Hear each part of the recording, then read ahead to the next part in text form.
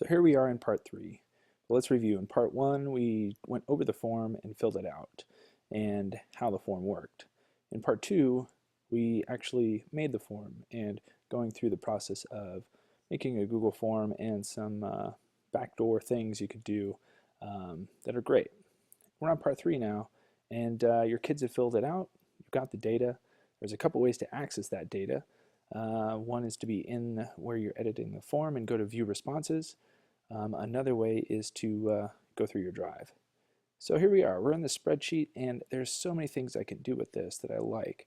So take a quick snapshot here and see its current form. My plan right now is to go through and just adjust some of these column widths so that creates more space here for what I can read.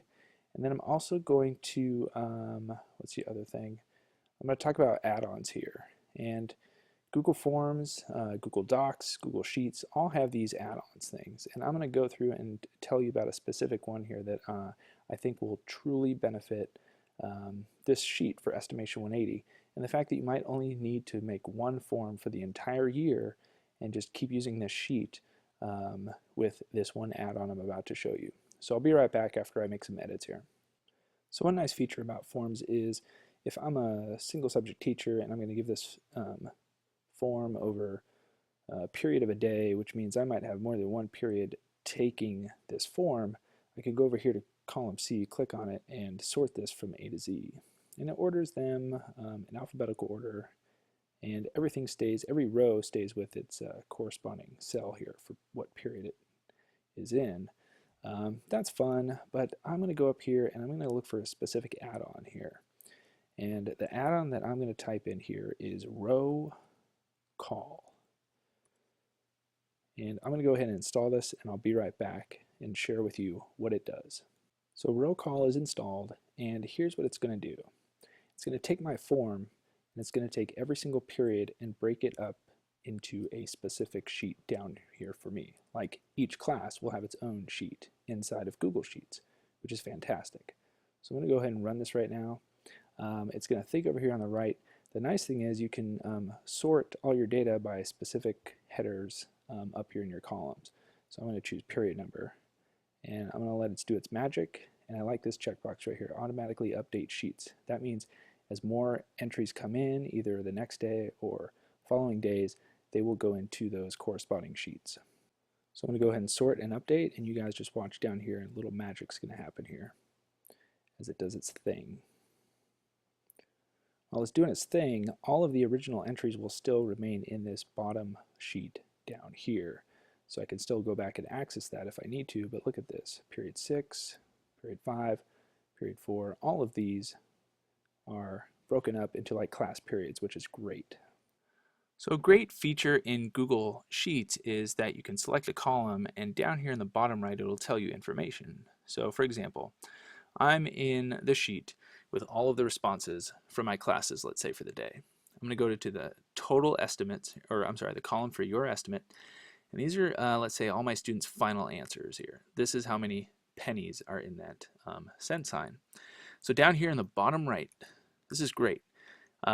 Since I'm in column F, I have it selected. I'm going to go ahead and click on this, and it gives me some great information. For example, it looks like the average here is about 96 cents. The minimum is 28, the maximum is 132, and there were about 47 students that submitted something. Or is that 46? Let's double check here. 47 minus 1 for the header up here at the top, so 46, yeah, that makes sense. So this is where I get to talk about the wisdom of crowds. I mean, this is crazy here. Go ahead and check out what the actual answer is, and you'll find out that this 96 is extremely close. That's really cool. I could do over here for period 1, like how close was period 1 as a class, their average here. They put 100 cents. So once again, go check out the answer here. There's a couple other things here.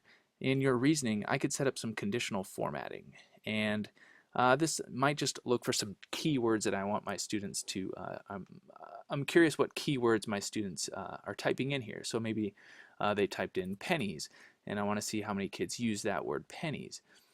So I'll just say if a kid types in pennies, the background color of that cell will highlight yellow.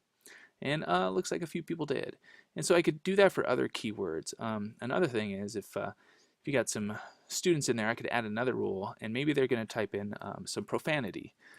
Just saying, type in some words and look for some red alerts on that, just in case. You never know.